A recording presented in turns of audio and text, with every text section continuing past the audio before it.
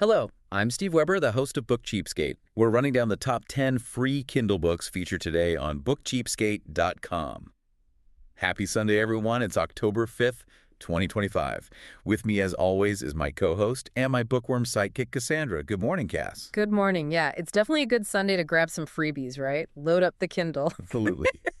Okay, so our mission, as always, is a quick kind of fun rundown of these 10 free books. We'll try to unpack what makes them tick, For sure. And it's a really interesting mix today. Everything from thrillers to romance to even some nonfiction. Yeah, quite the variety. So let's dive right in. First up, number 1 is Sting of the Scorpion. It's book 1 in the Scorpion 1 series, military thriller. Right. And the hook seems pretty classic high stakes. MI6 needs this elite team, Scorpion 1, for a super risky rescue. Exactly. They've got an agent missing like 200 miles inside hostile territory, a real do-or-die situation. But here's what's interesting. The description points out the U.S. Army thinks this team is too much trouble. Yeah, that's the good stuff. So MI6 calls them because they're trouble, because they handle the messy, unconventional missions nobody else can or will. It immediately sets them up as, capable outsiders, renegades, always a popular angle in these kinds of thrillers. Totally. Okay, number 2.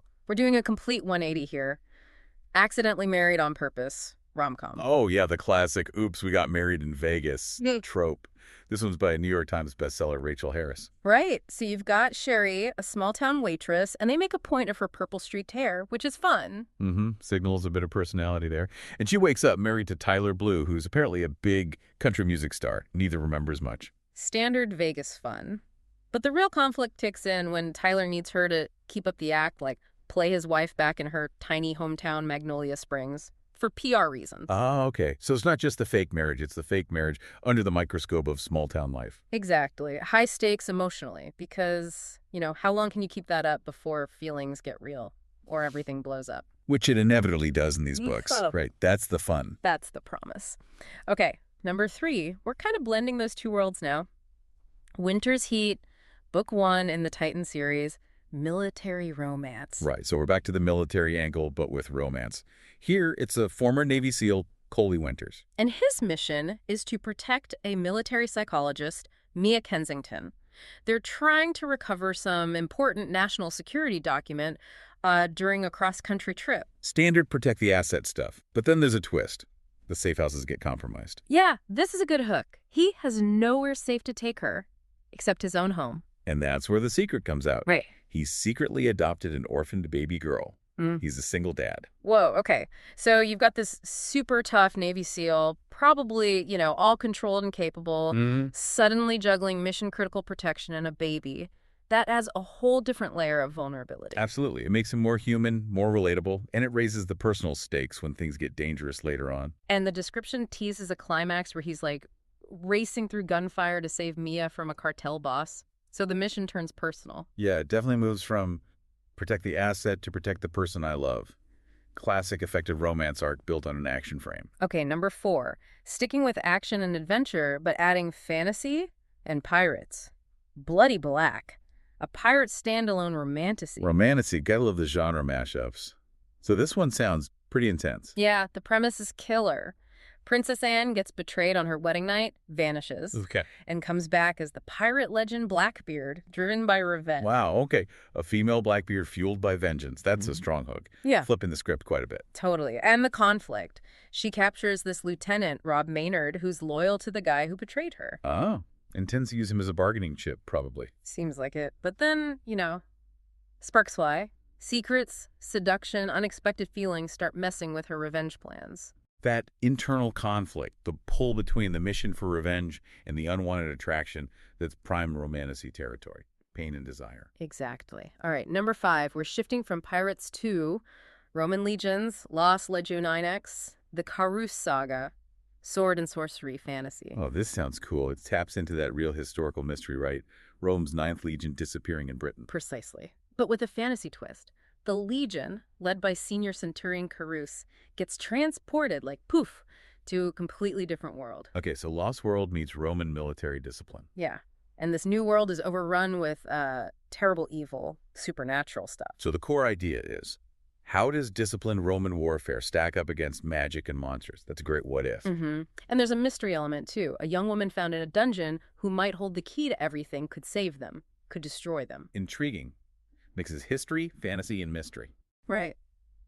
Okay, number 6. Back to a more modern setting, but keeping that disciplined military vibe, Riggs. It's book 1 of the Kings of Retribution Louisiana MC series. So, action and adventure romance, biker style. Gotcha. MC romance. The hero, Riggs, is a former Green Beret. And he runs his motorcycle club chapter with military precision. That's his whole deal. Okay, structure and command. Then he gets the job of protecting Luna. She's described as having violet eyes, very striking. But she also grew up in the foster system and is deaf. Oh, interesting. So the deafness isn't just a minor detail. It's central to her character and, likely, the plot. Seems like it. The notes highlight the genuine disability representation, so it's not just a typical protection story. Her deafness likely changes the dynamic, maybe requires different kinds of communication and connection. Yeah, pairing that military, maybe stoic hero with a heroine who's survived a lot and experiences the world differently, that could be really compelling. Vulnerability meeting competence. Definitely sounds like it has potential beyond the usual tropes. Okay, number 7. Complete shift. We're going academic. Critical Topics on Things Fall Apart by Chinua Achebe. Wow. Okay.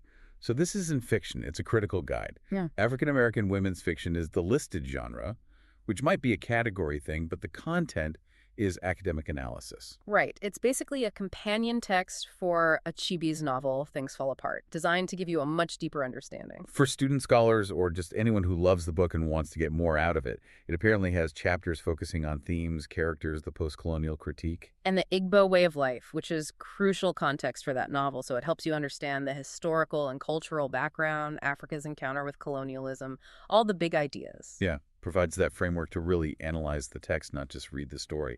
Valuable stuff, even if it's different from the others. Very different. Okay, let's swing back to fiction. Number 8, The Magic of Meatloaf. This is Midlife Magic on the menu, book 1. Cozy paranormal women's fiction. Cozy paranormal. Love these titles. And the midlife magic thing is definitely a popular subgenre right now. For sure. So Melly is nearing 40, takes a job in a diner famous for its meatloaf. The magic meatloaf.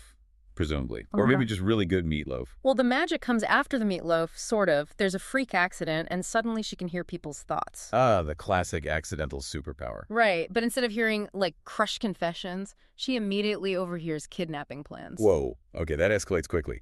From cozy diner to crime plot. Yeah. And then she finds out magic is real, local witches help her out.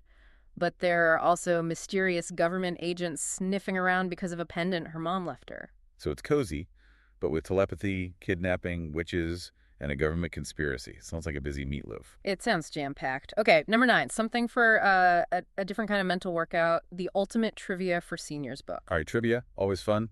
And this one's specifically geared towards seniors. Yeah, over 500 questions, but focused on nostalgia, classic TV, movies, music, history, things that'll spark memories. And practical considerations, too. Large print, illustrations.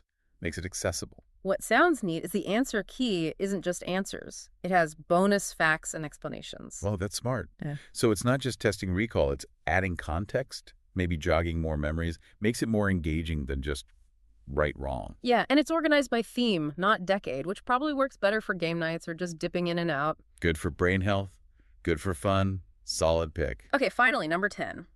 We're circling back to romance, specifically small-town romance. Back in the Country, book 1 in the Clementine Creek novel series. Second chance romance. Another tried and true trope. Definitely. Marley comes back home and bam, there's Waylon Thayer, her older brother's best friend. Uh-oh. The classic forbidden dynamic. And the guy who broke her heart 3 years ago. The core tension here seems to be misunderstanding. How so? Well, it uses dual perspective. So Marley thinks Waylon just flat out rejected her back then. But Waylon's perspective shows he's actually been obsessed with the memory of the one night they shared years ago. He didn't just forget her. The delicious agony of miscommunication and unspoken feelings. Plus, the brother's best friend thing adds that extra layer of complication. Exactly. You know they're going to have to talk eventually. And that reveal, that moment where the perspectives finally line up, that's the payoff you read for. For sure. Lots of good romantic tension built in there. Well, thanks for joining us today. And remember, if you want to download any of the books we've mentioned today for free from Amazon, visit us at bookcheapskate.com and you'll have all the links right there. But do it now. These books are free today, but might be back to full price tomorrow. Don't wait on the free ones. Also, along with those freebies, the site has a ton of specials on deeply discounted Kindle books and also a heads up on the best new releases. Every morning, it's all brand new. Cass will do it again tomorrow. Sounds good. Farewell and happy reading. Until then, keep on opening new worlds with great books without opening your wallet. And whatever you do, remember this.